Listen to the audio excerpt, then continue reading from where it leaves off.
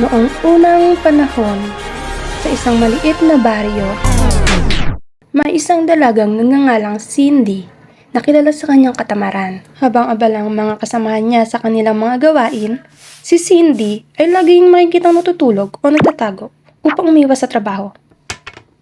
Isang araw, dumating ang isang paanyaya mula sa palasyo para sa isang engrandeng sayawan kung saan pipili ang prinsipe ng kanyang magiging asawa.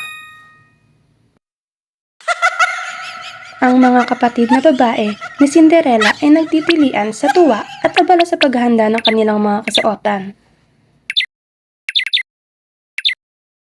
Samantalang si Cinderella ay nasa kama, naglalaway pa sa pagtulog.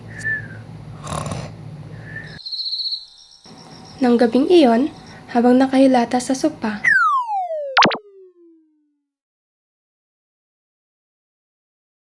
"Cinderella, kailangan mong pumunta sa sayawan." Naku, ang hirap naman yan.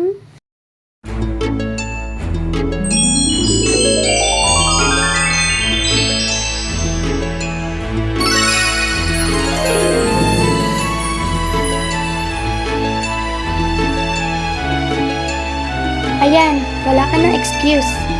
Pumunta ka na. Wow!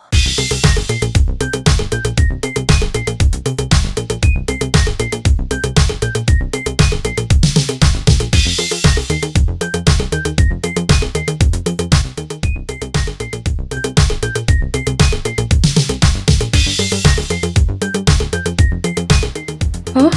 Pre, sino yung babae ngayon na parang inaantok? Mukhang nagandahan siya.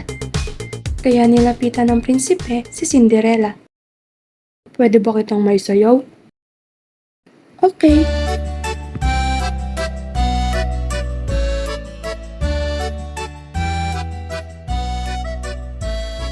Sa kanilang pagsasayaw,